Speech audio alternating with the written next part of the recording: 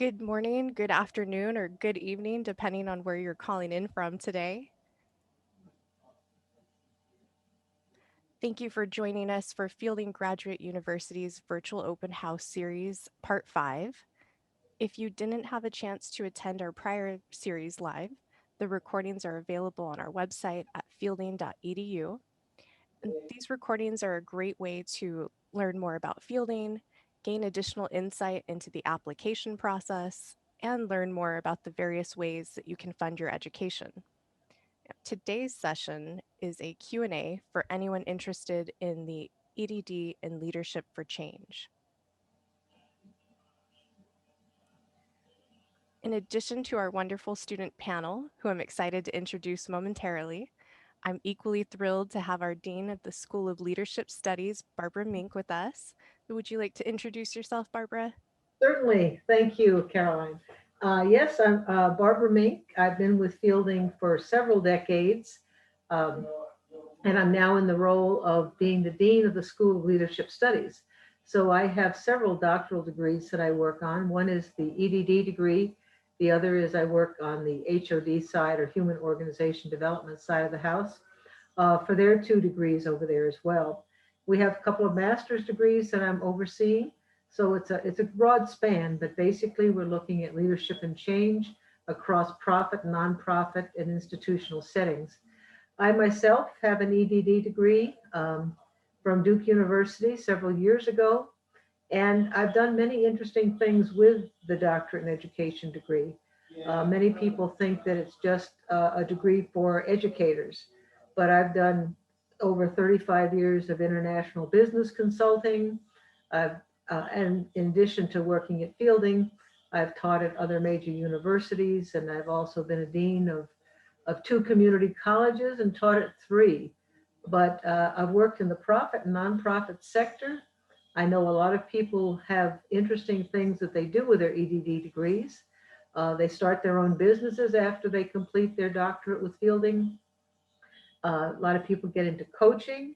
A lot of folks move into nonprofit sector work, heads of agencies, get in health science area, criminal justice area, human services area. So I see the EdD degree as a very expansive degree, a scholar practitioner degree, which allows people to get into various areas where they want to advance their career. Teaching, yes, is one. Education areas is certainly something that the EdD degree can be used for. But please open your mind and think about other possibilities of where you can be a scholar practitioner and look for change in your organizations, in your communities, and in the world. So thank you, Caroline. Thank you, Barbara. And many of you have already met me, but my name is Caroline Wetterburn. I'm the Senior Admissions Advisor here at Fielding, and I oversee most of the programs within our School of Leadership Studies, including the Doctor of Education. And I'm located here in Santa Barbara, California, where we're headquartered. And again, I've had the pleasure of connecting with some of you here today, and I look forward to assisting you as you continue exploring the program. Now, for us in admissions, one of the most important things to us is being able to articulate what our community is like and what the experience of our students is like, which is why it's so valuable that we have 3 of our current students here today to be able to talk about their particular experience. So with that said, I'd like to introduce Kane Ogren, Andres Versage, and Jeff Smith. So in no particular order, if you'd like to just introduce yourselves and share a little bit about your experience here at Fielding. Thank you so much for being here. Well, Jeff, you want to start? And then we'll jump in. Well, Akane is ahead of us, so she's even further in the program than we are. But I can. Yeah, so I started with Andres actually in January of 2020, so right before the pandemic hit. I think we were the last in-person NSL. Barb can probably tell us yes or no on that, but Sure. we were, yeah. And I picked the EdD program for 2 reasons. One, it was fully online, so I didn't have to kind of uproot my family and move somewhere for several years to do a doctoral program. And then I also was impressed and interested in the individualization piece, right? That you could actually figure out your program or tailor your program to what you liked to do or what you wanted to do. I really have appreciated the fact that ELC students can take HOD classes or work with HOD faculty, which took a little while to actually figure out how the heck that would work, or to kind of beat on Nicola's door or Lauren's door to make sure that we got that opportunity. But Fred Steyer in particular has been a really helpful staff member to me for actually the last calendar year. So I think, is that good enough to start, Caroline? Does that get us in enough trouble? Yeah, that's great. And Okay. I just wanted to jump in, Jeff, on something that you said. Sure. We are in the School of Leadership Studies. And so that's one of the exciting things about our degrees. So that, like you mentioned, you have to have your mentor in the education area. The chair of your dissertation is one of our education faculty, but you can take courses in the School of Leadership Studies. You can have people in the faculty in the School of Leadership Studies on your dissertation committee. So that opens up a lot of interdisciplinary learning for folks. So thank you for mentioning that. Yep, no problem. And I just wanted to mention, if anyone has questions, you're welcome to put them in the chat. We'll ask them, or if you're comfortable, just unmute yourself and ask away. This is more of an interactive webinar than some of the other presentations. So be sure to put your questions in the chat or just ask away. Shall I go next? Yes, please. So my name is Akane Ogren, as Jeff called me out. And we've been in classes together, as well as Andres, so I'm happy to see you guys here today. I haven't seen you together. Anyway, let's see. I am just rounding out my second year in the program and about to start my third year.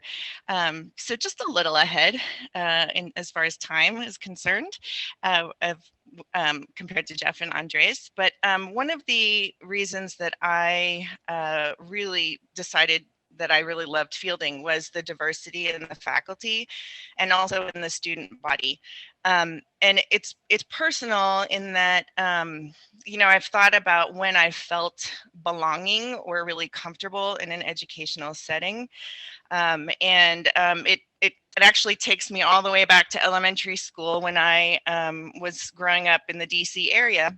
And I was in a school that was an embassy school, and mostly embassy children from all around the world came into this particular elementary school.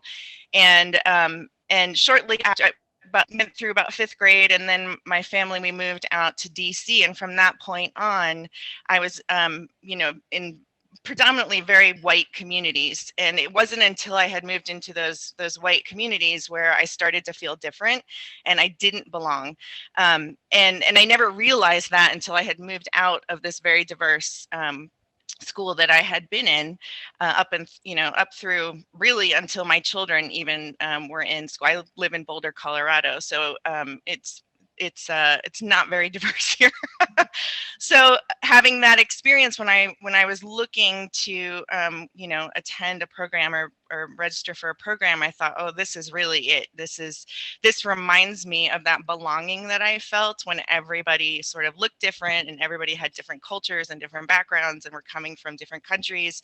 And that was a very personal sort of connection for me that I really craved and sort of longed for when I went looking for programs. So that's really why I chose fielding. Ultimately, it was just a sense of feeling of belonging that I was looking for. Yeah, and I'll comment too on that. Is the education program is the most diverse program in the university. And one of the things that we've done, not only around diversity of faculty, full-time as well as adjunct, but we have a memorandum of understanding with the Navajo Nation. So we have about 20 doctoral scholars in the School of Leadership Studies in the EdD program who are active members of the Navajo Nation, trying to impact education all the way from Head Start through the college level on the nation, and full support of President Nez of the Navajo Nation. So we have a really interesting, diverse group of students, as well as faculty, adjunct and full-time in the EdD program. So thank you for mentioning that. Andre. Yeah, thank you. And I got to say, actually the connection to the Navajo Nation was not a component that I was really aware of coming into fielding, but it's been something that I've really appreciated and enjoyed. And it's definitely one of the aspects of diversity of fielding that has been a really positive influence, and has been a good part of my experience. I also joined fielding because of the online nature of it, and there are a couple of things about that I didn't anticipate that I really appreciated. So one is the fact of getting a chance to work with colleagues, both students and faculty from all over the country and all over the world. And it's something that I've reflected on at different times. The fact, I'm in Los Angeles, and I kind of felt like if I had done a program that was here in LA, I would be working with other LA educators, and there's a very good chance that we would have had a very finite set of experiences. And it's like, oh, you work at that school, or oh, I know somebody that works over there too. Or whereas here with the program, Akani in Colorado, Jeff's up in Seattle, getting a chance to know them, getting a chance to talk to people that are in different parts of the country, different parts of the world, has really been exciting. And part of that also is just the range of experiences that people bring. And like Jeff was talking about, being able to work with people that are in the human organization and development program as well, it just broadens the experience. And I think that's been something that's been great for me, getting a chance to see issues that we're dealing with from a different perspective, and a range of perspectives. And so that's been something that's really been effective. And it's helped by the fact that it's online. For me, it's helped with some of the balance between work, school, and personal life. And that's been something that was really important. One of the things for me coming back to grad school and doing the doctoral work, it was really important that it was something that was going to be able to balance with everything else. And I think that for the most part, the professors are able to give you a clear sense of exactly what we're going to do this semester, and it helps being able to plan things out, and is one of the ways that supports being able to manage the different hats that you're going to have as grad student, worker, wherever you are, and your personal life, which I think are really important. Mm-hmm. Yeah, that's a great point too. We say at fielding a lot of times you're bringing your full self into your doctoral studies, because we're really looking at mid-career professional people, bringing in a lot of background from a lot of different areas. So I think that interdisciplinary nature of backgrounds and experience really add to the richness of learning that goes on. So thank you for mentioning that. Caroline, Yes. I was curious myself. Was there anything that surprised you all when you joined the program? I know some of you touched on, some of the connections that you had with other students, but anything? I see you smiling, Akane. Yeah, well, the only surprising thing is sometimes having class at like 11 o'clock at night, right? Because there's someone in Greece who we're trying to, match up time zones with. So that was an interesting sort of surprise. And that's been okay for you? Oh yeah, totally. Everyone pulls together, right? You sort of pool, okay, what are these times and dates based on time zones, and it all works out really well. But it's an interesting sort of component to the online, global sort of program that we have here, is that, it's not always going to be 6 o'clock your class time after work hours. Sure. Yeah.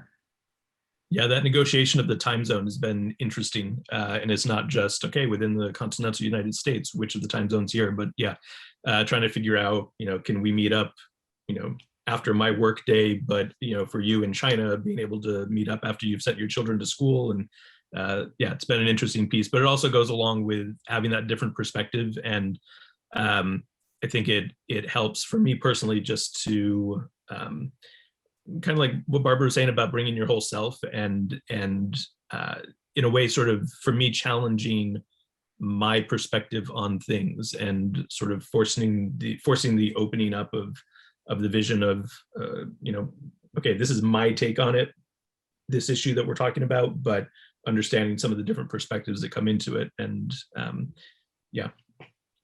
Yeah, it is very broadening. And it's also interesting to me when adult people are coming back to education.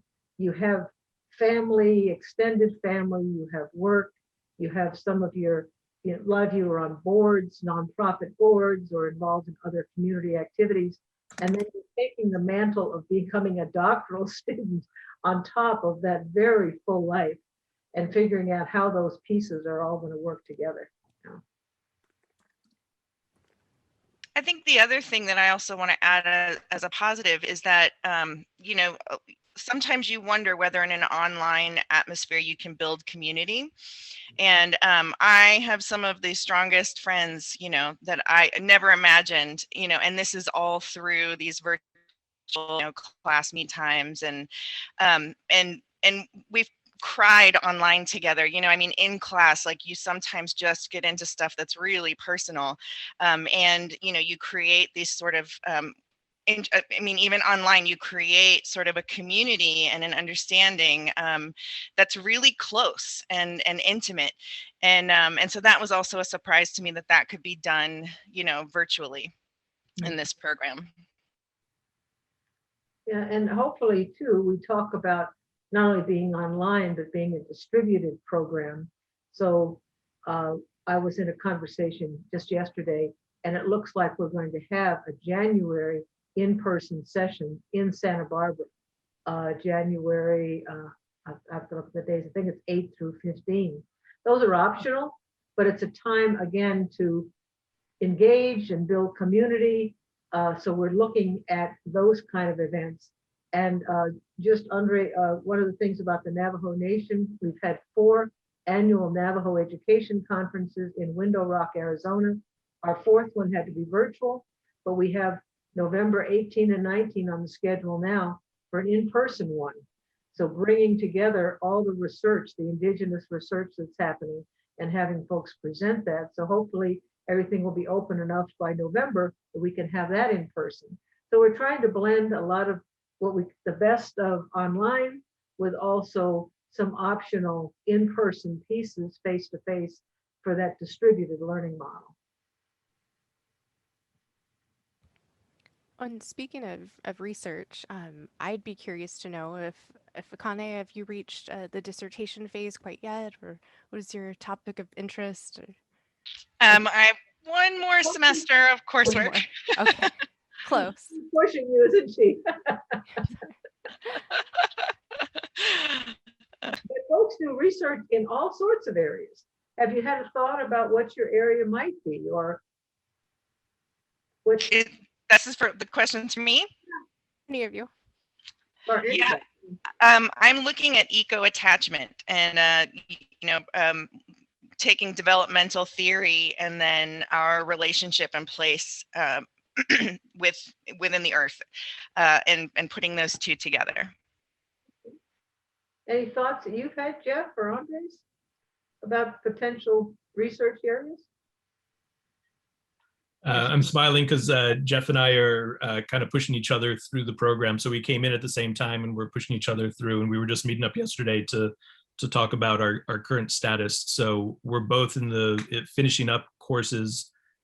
This semester is going to be my last semester with courses, and then moving into the dissertation process. I think Jeff has one more class next semester, but we're both working to get into the point of having our proposal completed by the summer, and then getting into research in the fall. And so for my work, I'm doing work around family engagement in schools. So I'm an educator, a teacher, and an administrator by trade. And so looking at the starting point of educators typically ask about why is it that parents of color aren't more engaged in their schools, and with the research that I'm doing, turning that question to ask what can schools do to to engage better with the families of color, and specifically the Latinx community here in Los Angeles, and doing research on how schools can change their structures to hear better what the community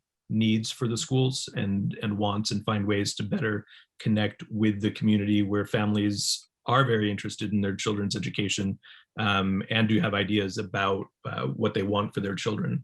So doing some work on that front. Yeah, how about you? Yeah, so I have one more required class, which is the research practice class, I think, if I remember right. And I'm studying a dialogue practice called 3 Practice Circles, and how it connects to, does it connect to organizational creativity or not? And you know, going back to what Caroline's original question, or earlier question, was about what surprised you, I would say Jenny Edwards always preached, at least at the NSO in our first class, you know, get a study buddy, or whatever she called it. And I kind of glommed on to Andres, whether he wanted me to or not, I think, you know, a year and a half ago. But I would say that he's been the biggest help, because there's times, you know, part of an individual program is it's open-ended, right? And so I find myself consistently either asking Lauren or Nicola, who's my faculty advisor, or Andres, like, what the hell? Like, what do we do next? Or who do I talk to about this? Or and having that other person who's in those classes with you has been just invaluable, especially when we're not being able to, as Barbara mentioned, we're not in person, you know, twice a year right now. So you hear it that first couple, you know, first 3 or 4 days that you're in the NSO, but it's really been critical for me, even when we're in different classes, to be able to say, hey, you know, are we on schedule? Do you think I should talk to, you know, whoever, fill in the blank, about things? And I would also, you know, to Dana and Margaretha, if you know, one of the nice things about fielding is you can push against the machine and say, hey, I need this. Or, I mean, one of the things that happened to me was first semester last year. So I guess that was the spring semester of 2020. I wanted to take more than the usual set of classes because my day job, we take a trip in mid-May. And initially Nicola was like, no, we don't, you know, we want to make sure you don't overload yourself, blah, blah, blah.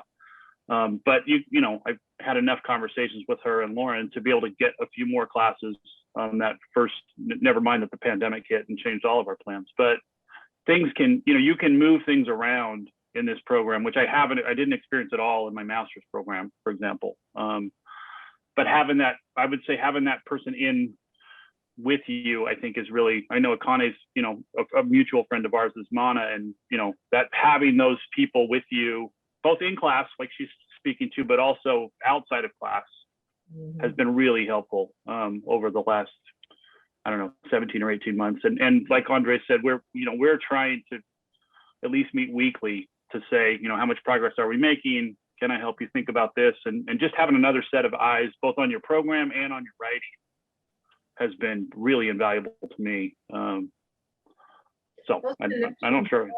Those connections are important. And one of the things that I've been trying to work on, not just during the pandemic, but just generally in the School of Leadership Studies, is really making aware of those connections for folks. You mentioned several names. You mentioned, you know, Dr. Nicholas Smith. You mentioned, you know, Lauren Younger. Well, these people are part of the fabric. You know, Nicola is a faculty mentor, so you have that role. Lauren is a graduate student advisor, so she can help you with course scheduling. We have Writing Support Center, so you can reach out to that. You know, so there are lots of different pieces that help you in the support. Lillian does things with sending out information about scholarship opportunities. And then I instituted, year or so ago now, this weekly SLS update, School of Leadership Studies update, that I put out every week. So it lists, here are some students who are presenting their dissertation research. Here's a new seminar that's coming up. Here's something that's changing with our library system. And so people can make those kinds of connections.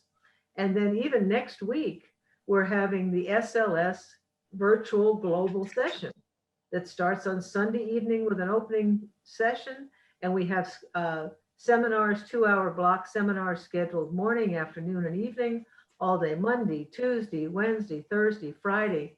So there's another way that people can connect. So I think that those connections virtually, in person, are essential to our fielding work, and we're really working to make those viable and important for folks. Mhm. So thank you, Jeff, for mentioning. And the study Well, about go ahead.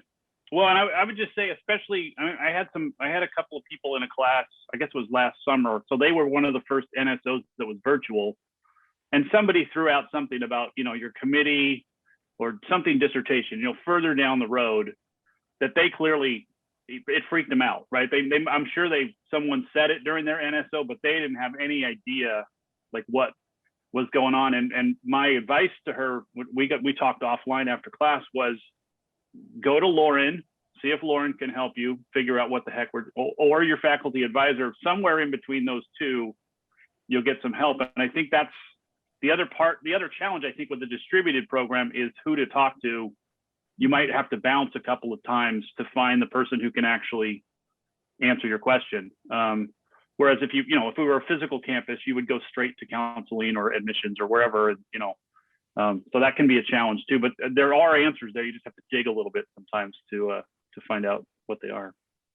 Yeah, and Jeff, you and I actually have the same mentor, but I really want to stress that one of the things that I'm most grateful for is my relationship with my mentor, and that has been really invaluable in helping me move through the program and really understand the flexibility of the program and being okay with that expansive flexibility. Because I sort of came into the program like very structured, like this is what I think needs to happen next, and being okay with sort of approximateness, like a watercolor painting, the water just kind of flows everywhere. Being okay with not knowing and really lean into your mentor in those moments. I don't know if every mentor does it, but Nicola, sets up monthly meetings through your whole program, and that has just been wonderful. And then she'll get to the point where she'll say, okay, I think we need to meet now like twice a month, or even weekly. And so that relationship you just really feel like you're held and you're supported through your journey at fielding. And so, be willing to say, this is what I need, right? And, that sort of pushback, this is where I'm coming from and this is what I need. And then being transparent with your I don't knows. Like, I actually just don't know this. And, at this stage in your academic career, just career in general, a lot of times we don't feel comfortable with saying I don't know. And this is a space where you can say I don't know. And, and your mentor can definitely help you, navigate those I don't knows in a wonderful way. Andres, talk about because you've bounced. Are you on number 3 now for mentors, or what do you? I mean, you've bounced no, around only number two. So okay. and it worked out. So my original mentor, Teresa, was great to work with, but then she just reached a point with her career and family that she's retiring either at the end of the summer, or I think she's in the process of it right now. And so it actually, timing wise, it worked out okay as I'm getting into the dissertation work. And so I was able to hop over and find somebody within the ed faculty that has similar interests as mine, not directly in line, but similar. And so been able to jump over. And I think you'll find different experiences with different professors. As we all know, different people have different personalities, and so the experience is going to be different with the different folks. But I definitely think getting comfortable with taking more charge of your own education. I think Akani was saying this, or maybe Jeff, with the master's program, like it might be a very structured thing of like, these are the courses that you're taking and this is how you move through it. Whereas with the fielding program, it's kind of the dual-sided coin. On one side, you got freedom, and on the other side, you've got freedom, which on the one side is you got to try to figure some things out. On the other side, you can make things happen that wouldn't necessarily be the case. So one example being that, Jeff initiated a class that we took. You mentioned Fred Steyer, one of the great professors here, and had a wonderful experience working with him. And he's going to end up being on my committee, and actually got a chance to meet him in person when he came out to visit his son here in LA. So we got a chance to sit down for coffee recently. But Jeff was able to organize a class with him, and it was Jeff mentioned the idea to me, and it actually ended up being, well, it was going to be a course that was outside of my actual program, and just because it sounded interesting, and I was like, you know what, I'll take it on. And then I was actually able to. He's sick that way. What's that? I said you're sick that way. Yeah, but I was able to end up actually working it into the program as well. And so, and it's something that so it was advanced systems. It was something that, coming into doctoral work, like I didn't know from systems from a hole in the wall, and getting a chance to experience some different things. And it's ending up where it's had a significant impact on the research and the work that I'm going to be doing. And so, like I say, I mean, the freedom, it's a dual-sided thing, but you can definitely work with it and play with it, and don't be afraid to make the program your own. And it's great that there is that opportunity to, but there is a sort of point, for me at least, where it was like, okay, you're in the deep end now, like start swimming, figure some things out. But it's worked out well in the end. But I think that's an important point. I mean, Fred is one who will give you like 17, or however much you want to eat, he'll bring to the buffet, right? And I think Akane and I both know, like, Nicole is really helpful to go, that's postdoctoral, Jeff. Like, draw a line right here. Let's, stay on topic. And I think that's, to me, that's the real challenge of probably any doctoral program, but especially fielding is, yes, you get this playground and it's super fun and it's intellectual, and but there's also times of like, okay, I got to write Andres and I right now this summer are in that mode of like, I have to put 3 hours in. Like, I have to get some stuff on paper, and it can't be new shit that I'm reading, right? It needs to be, and so I think it's interesting I think that's an ongoing challenge. I've heard it from a number of other students too, that like, what's doctoral, what's postdoctoral is at least a conversation that Nicole almost monthly reminds me of. But you also get to expand. That class in particular in the fall was just really incredible for me, both to get to know Fred, but also we had Suji was our other classmate, and it was really a transformational class for me, both in terms of intellect, but also in terms of work. So, I mean, that's the balance, I think, or the challenge is, you're paying a good chunk of money every quarter to get this, and we want to get done and get on to doing the things we want to do. But there's also these just delicious ideas out there that you have to sometimes your faculty meant, at least in my case with Nicola, she's typically the one who's like, time out, I love you, but stop, I'm paraphrasing, but I think that's the challenge. That sounds about right. Yeah. Well, it was funny how you were mentioning, the twice monthly meetings. I'm always in trouble when I get more than one meeting with her right now, but maybe that'll change as I get, further by program. We'll see. Well, there is some structure. I mean, we have a set of courses that are offered, every term, but then there is that option, like exciting other possibilities. You say, hey, this course is not being offered, but we really want to investigate this area.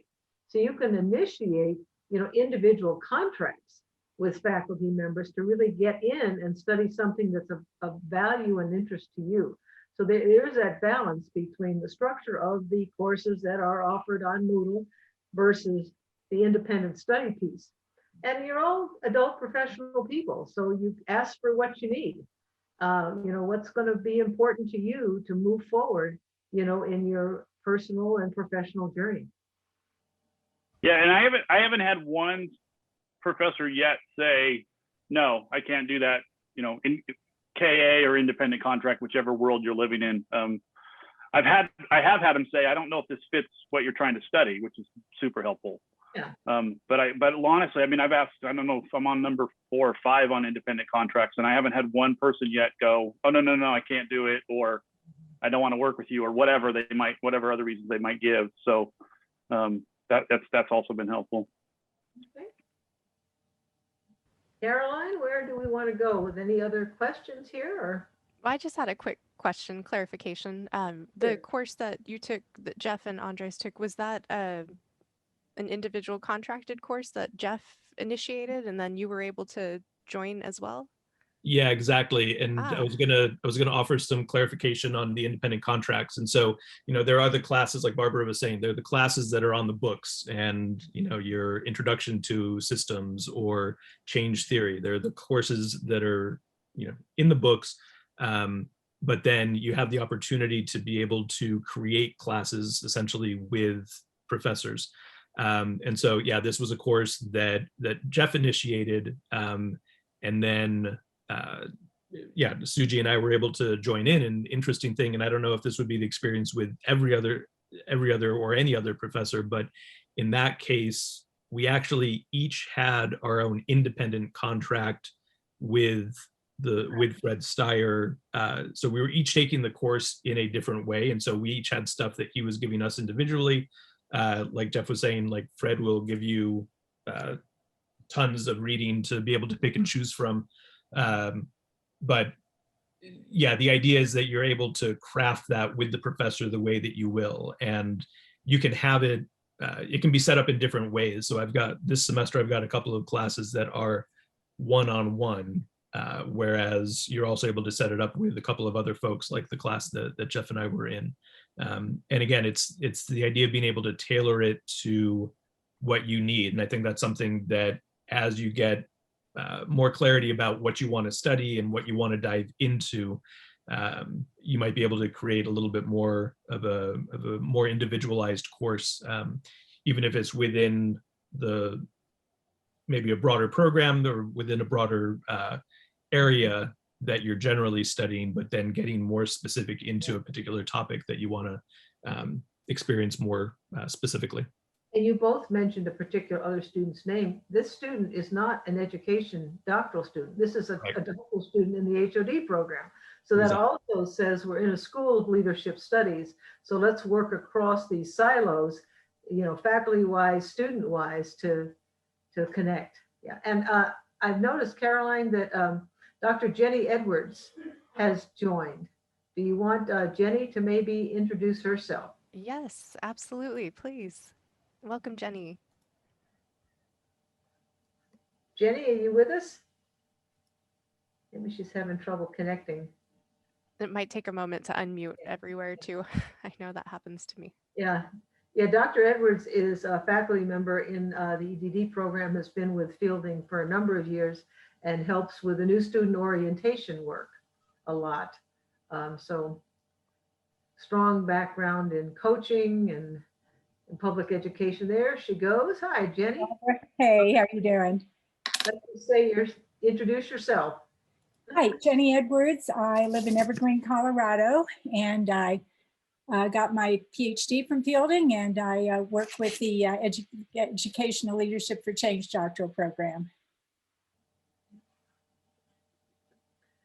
So we're well into this kind of open discussion. And Caroline, how do you want to progress? Yeah, I don't see any questions in the chat, but I just want to remind everybody, you are welcome to put them in the chat or unmute yourself and just ask if you have a question for our panelists or our faculty here, or myself, just regarding admissions in the program. So, you want Carol, go ahead. I was going to say, Well, go ahead. Want to kind of add kind of like, what would be your closing remark here if you were talking to potential students, unless you wanted to talk about something else, Jeff? Oh, you're on mute, Jeff. Sorry, with two screens, I lose my mouse. I was just going to mention, and Akani can probably jump on this too. Individual courses, like I've found they're way better when I have one other person personally. I know people have been successful, and I'm currently in one. I have two independent contracts that I'm the only student, one for Abigail Lineman and another one with Fred. and there you have to be a self-starter, right? I mean, that's whereas Andres and I are both doing one with Lanil right now, and it's way easier to stay motivated on that because it's not all on me to communicate with Lanil. Like we have more of a triangle than a one-on-one thing. So that would be just one of my cautions. And obviously, if you're in a doctoral program, hopefully you're you're kind of in a self-starter anyway. But I have found that if I get a choice between, oh, this other person's willing to do it with me, or these two other people are willing to do it with me, it helps my motivation throughout the semester, as opposed to, oh my goodness, I really need to email Fred or Abigail or whoever it is, because that it's much more on you as a one-on-one thing. Again, I think they're hugely. I mean, in Abigail's case right now, I really had just this crazy idea and sent her an email and said, "Is this theory you?" basically, and she was like, "Yeah, let's talk about it. Let's do a course." So, which has been really helpful. But you have to, if you're the only one in that individual contract or KA, to use HOD language, a lot of it's on you, which isn't a bad thing. But you just have to know that going in. So I just wanted to throw that in. Jeff also likes to have me in classes because it's hard to complain about the other students if you're the only student in class, whereas he can always complain about me and bringing something up that derails the conversation. So if you're going to give these potential students, like, okay, here is the real skinny here, here's my advice to you, what kind of things would you end up saying? How would you summarize that for folks? Why Fielding? Why this education program? Or one of the things that I've really enjoyed, I've mentioned this before, but I'll say it again, the breadth of the experience that different people have within the program. Clearly I don't know what it's like in other doctoral programs, but I do believe that if I had done something locally here in LA, I would have had a very finite set of experiences within that program, and it would have been all not that far away from my own experiences. And the fact of, in the education for leadership change, but then also being able to work with the HOD students, there's such a range of experiences that are there. And then again, with us being a global school, getting a chance to experience people that are working in Baltimore, somebody who's working in India, and the experiences are, so rich and diverse that it's really been a really positive experience. And the one recommendation that I would make is actually two. I'll say I'm going to follow up with Jeff's, the idea of finding a study group, people that you're going to be able to work through, and it might prove to be the people that are part of your new student orientation. I think that probably works well if possible, but finding people that you're going to be working with offline and not just when you happen to be in the same class, I think is super helpful. But then also coming in or starting to work towards having a concept of what you want to study while you're here. The early classes that you take aren't going to individually be tailored to your particular research area unless you tailor it to your particular research area. And so, classes that I took early on with Dr. Edwards that were great foundational courses in and of themselves, but then as I was tinkering with what area of research that I was going to be able to get into, I was able to do work there that is proving foundational to my dissertation work, and not just, a course that I took and taught me how to do something, but I actually have product that is working its way into the dissertation process as well. So that's definitely been something helpful.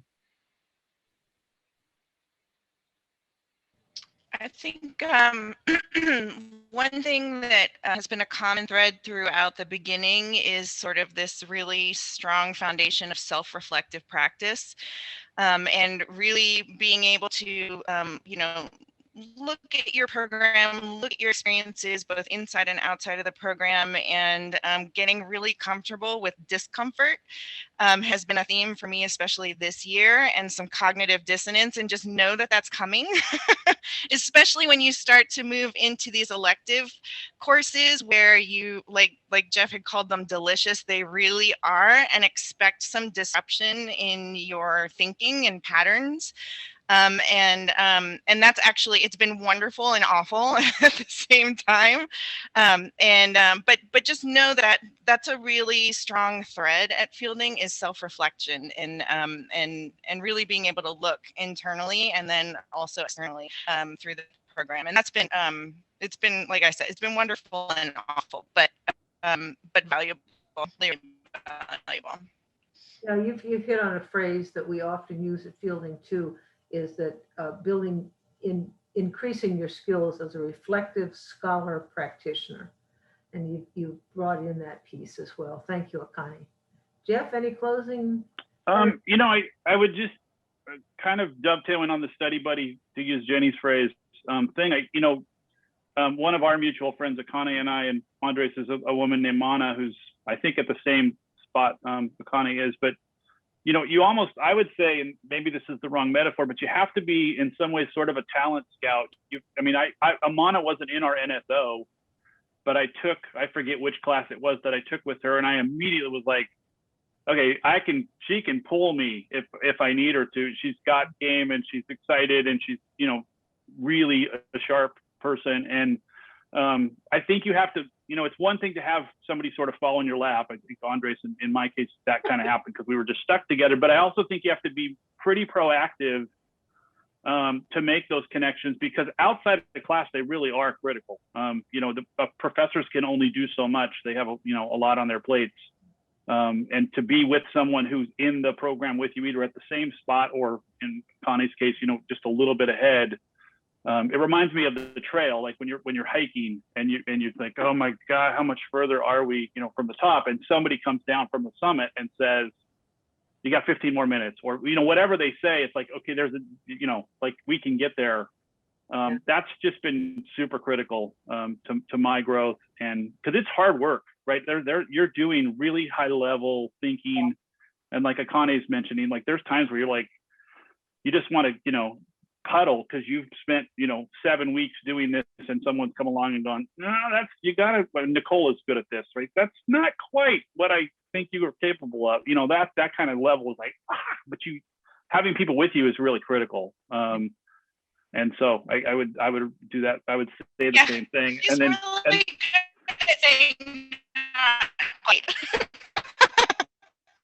say that again, Akani. I didn't hear you. She's really good at saying not quite. Yes. Good at saying not quite. Yes. And knowing that she loves you at the same time, that's quite a good skill actually that she has. But and then I would also say it's a longer program, right? It's not a 1.5 year master's run through. Andres and I are doing as many classes as we can, and stay married and keep our kids happy and all that. But it's it's going to be 2, 3, 4 years, and knowing that I think is really helpful, as opposed to just some of us have been in programs that were really fast, and this is. You're doing high level stuff, so it's going to take a while, right? This is a doctoral study. Can I add one more thing that you're breaking up a bit, Akani. I don't know if there's something wrong with you. Try again. Can you hear me now? A little fuzzy. Okay. Go ahead. Just let me know if you can't hear me. But one other thing that I would add is that if you have the opportunity to sit on a committee, as a student reader, take the opportunity to do that. It just helps you understand the process, right, before you do it yourself. And as a student reader, and because you go through that process with that candidate, and so it helps to kind of diffuse the anxiety about having to go through it yourself when you know what the process is and you're sitting through it with another student. So just as a little tidbit, I would say yes. If someone asks you, say yes. Okay. Good. Anything, Jenny, that you want to add? Kind of any words of wisdom, closing remarks? Well, lots of words of wisdom from Akani, Andres, and Jeff. I second everything they say. Yes, be on your fellow students' committees. When you come into fielding, you'll have a strong cohort. And like you said, Jeff, yep, you and Andres uh, were in together in the cohort, and then you reached out and grabbed manna. And it's just a fun process. A doctoral degree is a gift you give yourself. Nobody can take it away, and it's and you really are in a learning mode. It's exciting.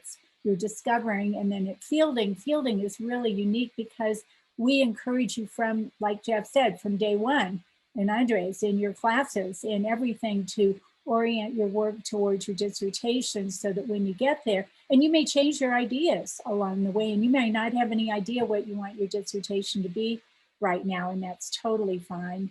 And we coach you, we encourage you to pursue your interests, to make the kinds of changes in the world that you want to make. And our goal as faculty is to support you in gaining the skills or refining the skills that you need to make those kinds of differences. So we would welcome you to fielding. Thank you, Jenny. Caroline, do you want to? Anything Yeah. else? Just to thank everybody for being here and taking the time to learn about the student experience, for our esteemed panel for sharing your experience with us and just taking the time. We know you're extremely busy, as well as yourself, Barbara and Jenny. Thank you for being here. And if anyone does have any questions, regarding the program, regarding fielding, application process, we're all still here to help. So please don't hesitate to reach us by phone or by email. And if you're watching this recording later, thank you so much for taking your time as well to view this. Thank you, Caroline. Goodbye, all. Bye, everyone. Bye. Thank you. Thank you.